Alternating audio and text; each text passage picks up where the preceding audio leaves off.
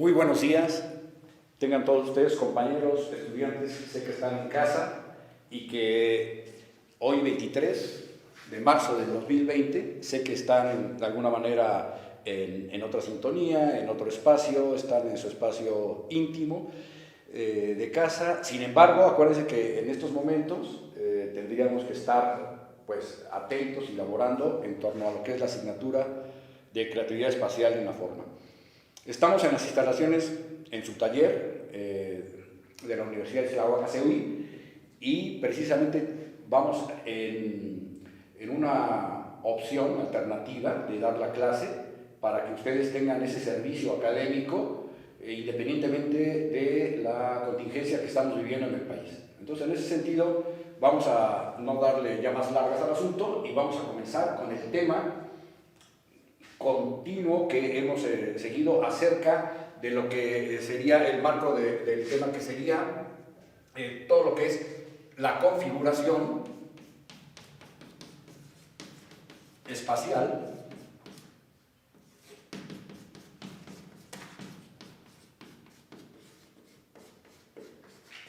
en este caso, en particular, el tema que vamos a ver y que es uno de los que nos está haciendo falta sería la configuración espacial con planos paralelos. Y también planos en U. En este caso en particular vamos a elegir que sería planos en U, el cual reviste una importancia muy grande de cara a lo que ya hemos visto. Vamos a hacer un repaso muy rápidamente en el sentido de cuál es la ruta que se sigue todo diseñador arquitectónico en lo que se refiere a la configuración espacial. Es decir, acuérdense que siempre empezamos por un elemento básico, configurador espacial, que es el plano vertical aislado. Ese es el número 1. Le sigue en la ruta de la configuración espacial hacia la sensación de cobijo, que es el propósito importante y esencial de toda arquitectura, que es el plano, en este caso el plano en L. De la ruta sigue lo que serían planos en paralelo, que no es otra cosa más que la configuración espacial con dos planos verticales aislados que guardan equidistancia entre ellos. Y el que vamos a ver ahorita en curso sería que serían los planos verticales conformados por tres y que adoptan un partido arquitectónico en forma de U. La configuración espacial en la arquitectura sabemos entonces que para lograr el máximo de cobijo, el arquitecto y los no arquitectos en toda la historia de la arquitectura han seguido esta ruta que tiene que ver con del plano vertical aislado a lo que sería el plano encerramiento. Entonces, estos partidos arquitectónicos son los que prácticamente de hecho son organizaciones lineales que van adoptando una forma determinada rumbo al cobijo. Entonces le vamos a poner a esta la ruta de la configuración espacial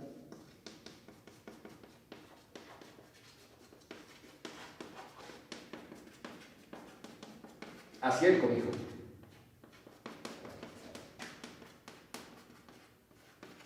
El cobijo, entendámoslo, es parte esencial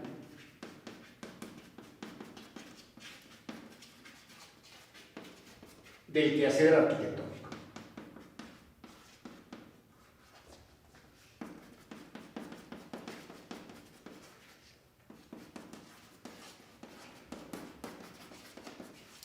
Este quehacer arquitectónico, pues ustedes lo deben saber, tiene que ser una herramienta que ustedes tienen que trabajar muy fuertemente, pues porque es un don y talento que lo tienen, pero hay que explotarlo al máximo.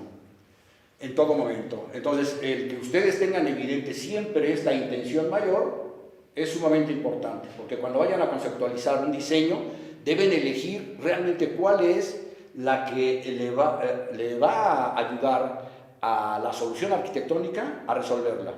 Siempre, recordémoslo, ya lo hemos visto en clase, pero no es por demás recordarla, que es siempre una solución arquitectónica tiene que ser, sobre todo, trabajada de manera muy concienzuda en lo funcional.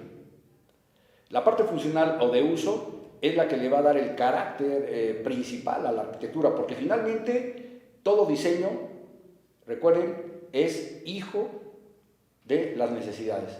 ¿Qué necesidades? Pues necesidades humanas, necesidades básicas, pero sobre todo en este caso en la arquitectura son las necesidades arquitectónicas, las necesidades de espacio urbano arquitectónico. Ustedes deben ser conscientes de esas necesidades y en función de eso tienen que dar una solución de carácter utilitario, como lo leímos en su momento con la lectura de Leonardo Benévolo en relación con qué es el diseño. Leonardo Benévolo, acuérdense que nos comentaba muy claramente, ¿no?, la parte del diseño y su utilidad es sumamente importante. Si no se cumple esa, prácticamente el diseño podrá ser muy bello, pero no está cumpliendo su cometido. Entonces, el punto número 1 sería de estos partidos arquitectónicos, de estos planos en U. Esto no es otra cosa que le vamos a llamar así, partidos arquitectónicos, que no es otra cosa también que son las organizaciones espaciales. Entonces, todo esto son partidos arquitectónicos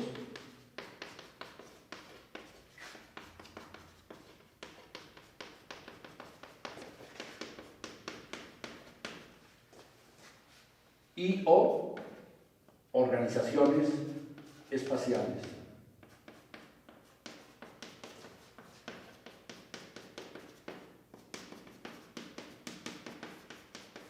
Las organizaciones espaciales o partidos arquitectónicos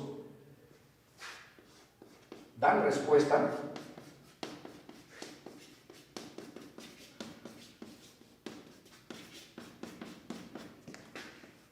a necesidades arquitectónicas.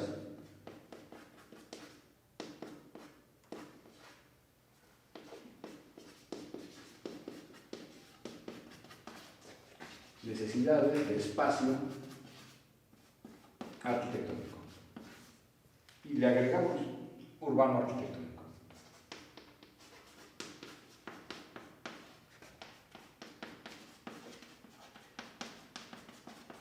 Ahora, ¿cómo el arquitecto da respuesta?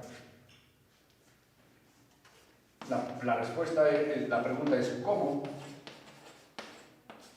Y recuerden, y lo hemos visto, hay 3 tipos de respuestas muy importantes. El arquitecto, antes de dar respuesta, ¿qué es lo que tiene que hacer? Recuerden, es investigar, saber qué investigar o identificar los conceptos que estamos viendo, por ejemplo, normalmente en nuestras clases desde el primer semestre, saber identificar los grandes conceptos teóricos, porque finalmente son los que van a ser nuestras herramientas para poder conceptualizar y poder posteriormente resolver un problema ya en lo arquitectónico y para después en su momento resolverlo materializado en la arquitectura. Entonces, el arquitecto, como decía Bruno Munari, todo problema tienes que dividirlo en tantas partes para poderlo resolver una por una. Tú no puedes resolver un problema de golpe porque simplemente se estancaría la tentativa de solución. Uno se ve queriendo resolver todo y no resolviendo nada. Entonces, tenemos que sistematizar. Un arquitecto entonces lo realiza desde el punto de vista primero investigando. Entonces, recuerden, hay un vaso comunicante entre la investigación, la identificación de la situación, la descripción de la problemática y posteriormente todo lo que conlleva a analizar. Saber qué analizar, cómo analizarlo, sacar las conclusiones que nos van a servir de herramientas de diseño y posteriormente conceptualizar. que conceptualizar, ustedes lo saben bien, conceptualizar es concebir. ¿Concebir qué? Soluciones, tentativas de solución, hipótesis. Y en el concepto viene después una parte que sería ya pues prácticamente las soluciones muy concretas en 3 órdenes. Pero así como se identifica y se investiga, así se analiza. Así como se analiza, se conceptualiza. Y así como se conceptualiza, se materializa la obra arquitectónica. Entonces, ¿cómo? Esto es un recordatorio, hay que tenerlo claro. El primer punto sería, ¿cómo investigo? Pues primero investigo el propósito funcional, ¿no? Propósito funcional.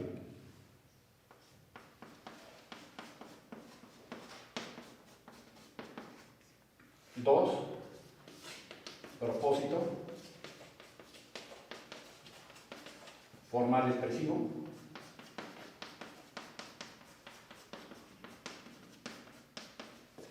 Que es, acuérdense, toda la carga comunicativa del objeto urbano arquitectónico. ¿Qué nos está comunicando? ¿Sí? Todo edificio de la historia de la arquitectura del pasado, los actuales, tienen un mensaje semiótico. Recuerden cuando vimos semiótica y vimos la lectura de Umberto Eco,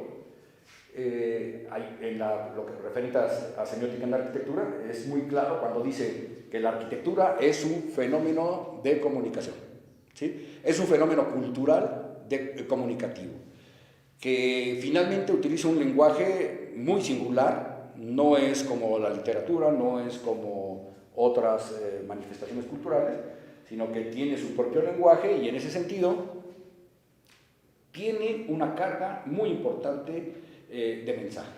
Si ustedes no saben dar un mensaje y no son conscientes de ese mensaje, pueden dar equívocamente una comunicación errónea y a lo mejor entonces hacer sentir a las personas mal o simplemente no llegar a solucionar funcionalmente ni culturalmente el propósito que tiene la arquitectura de generar espacios para hacer sentir bien a las personas en todos los sentidos.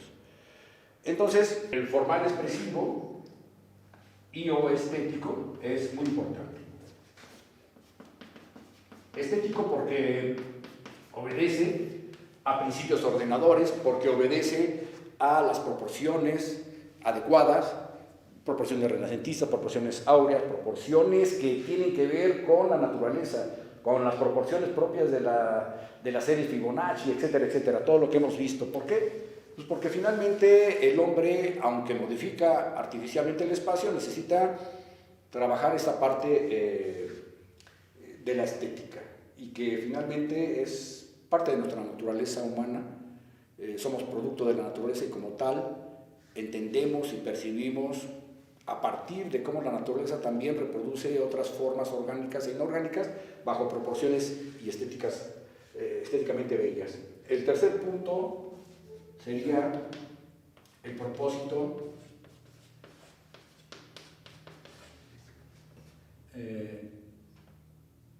de lo técnico constructivo. Se llamaría el aspecto técnico constructivo. El propósito técnico constructivo. Pues únicamente, podríamos decir, está al servicio de lo anterior. Recuerden, ¿no? Esto está al servicio del propósito formal expresivo y de la función. Lo técnico constructivo, ya saben ustedes, tiene que ver con la materialidad del objeto arquitectónico, cómo se va a construir, cómo se va a soportar, etcétera, los acabados, qué piel va a tener, etcétera.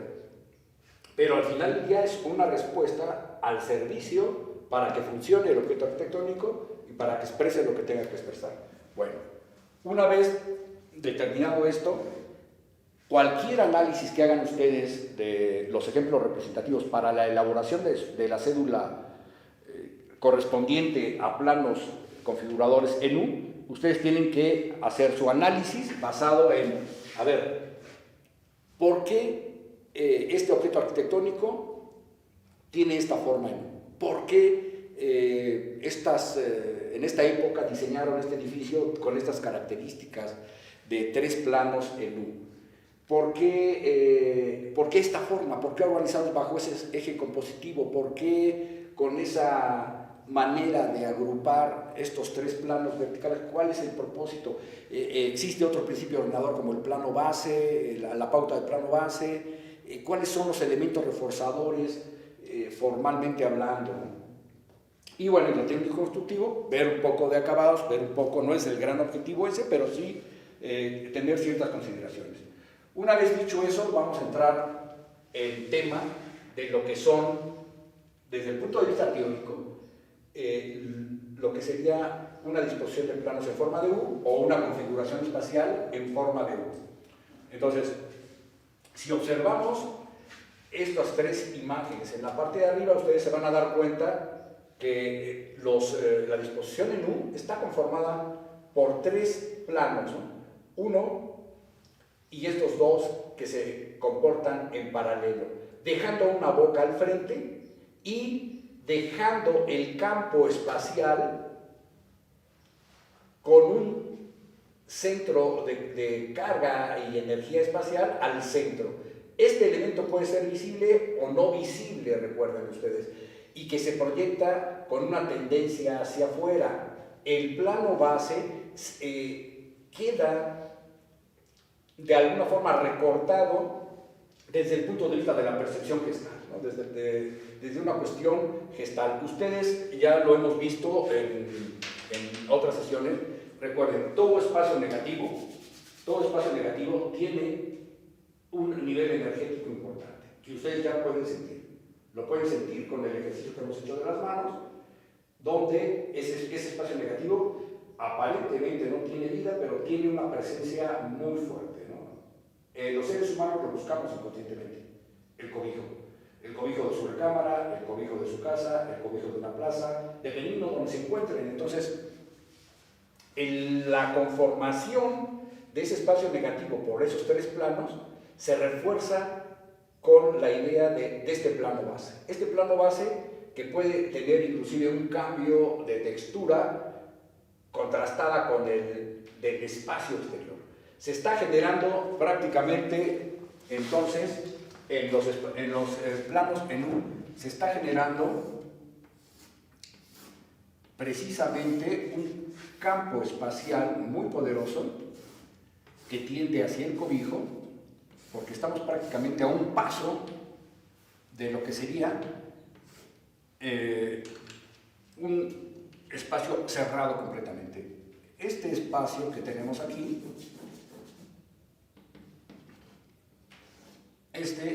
pues es un campo espacial muy poderoso, que le vamos a llamar entonces campo espacial.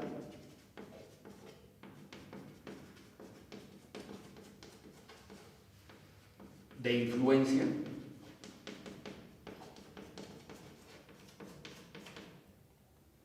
y al servicio del cobijo.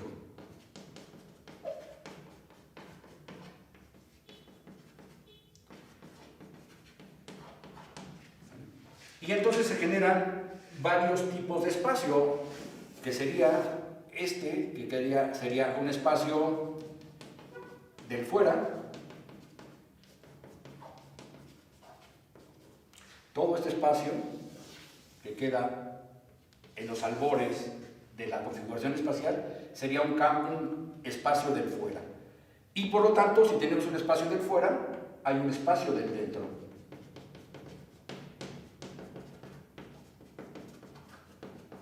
¿Sí? Ahora, recuerden, toda dualidad en la arquitectura,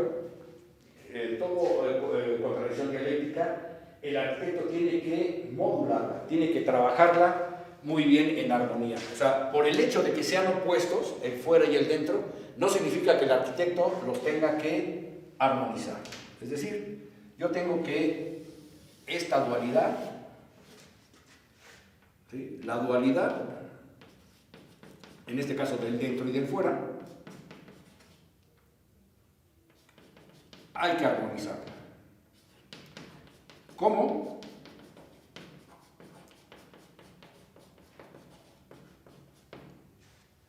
Haciendo que el fuera, cuando tú te encuentres afuera, gradualmente, poco a poco vayas accediendo de manera gradual hacia el interior. Esa es una manera. Posteriormente vamos a ver otros temas que tienen que ver con ritmo lumínico y de escalas, que es una manera muy amorosa, muy de esta corriente que viene de Occidente, pero también lo teníamos a nivel prehispánico, que es cómo se accede a los edificios a partir de un ritmo cuidadoso de la luz, de la sombra, de las dimensiones de la escala, etc. Ese tipo de sutilezas del diseño es materia de este curso también, que vamos a ir viendo poco a poco. El cómo armonizar esas dualidades tiene que ver mucho de que ustedes sean conscientes de las sensaciones del espacio. Por eso la importancia de que visiten la arquitectura y permanentemente se observen en tiempo presente y vean qué pasa en su cuerpo, qué pasa en sus sensaciones y en sus emociones, para que puedan ir integrando experiencias de vida que después les va a servir para poder diseñar. Bueno, ese campo espacial es muy importante de los planos en U. Normalmente a veces algunos edificios van a tener que el plano base, si atendemos esta parte de aquí, observen, hay una tendencia de que ese plano base se proyecte hacia adelante. Es como cuando ustedes quieren recibir a alguien y avientan la alfombra hacia afuera. En las iglesias, en los templos, antes se aventaba la alfombra roja para recibir a los novios o a los que se iban a confirmar o bautizar. Es una manera de extender el espacio interior y la actividad de recibimiento hacia afuera. ¿Cómo lo pueden lograr? Con tratamiento de piso. ¿Cómo lo pueden lograr también? Observen esta parte de aquí. Tenemos dos elementos verticales. Una vez que la alfombra o el plano base se extendió, en las esquinas delimitadoras de ese plano base dispongo dos elementos verticales que funcionan, acuérdense, cuando vimos elementos verticales lineales, funcionan como puerta, funcionan como reforzadores jerárquicos del acceso. Y fíjense bien en este detalle, si le pongo un travesaño, me funciona y consolido la idea de puerta. Entonces, la idea de puerta es muy importante en los planos en U. Vamos a ver cuando veamos ahorita un ejemplo como el Campidoglio, que es un ejemplo maravilloso de lo que serían planos organizados en U. En este caso, en los extremos de los dos planos en paralelo se disponen dos elementos que rematan los extremos. Hay edificios que pueden tener esas consideraciones o manejar algunas variantes de manejar el concepto de puerta con dos elementos lineales. Aquí, en los extremos de los planos en paralelo de esta organización en U, únicamente se dispone el travesaño de esta manera, que lo puedes hacer igual con un segmento de lo que puede ser un plano superior de cubierta. En ambos casos, en estos 7 casos, el concepto de puerta es fundamental en la boca, que le vamos a llamar aquí la boca de la organización espacial en U. Ahora, aquí esa U puede tener una disposición bien importante, diferentes disposiciones. Vamos a borrar esta parte de aquí para que nos alcance la posibilidad de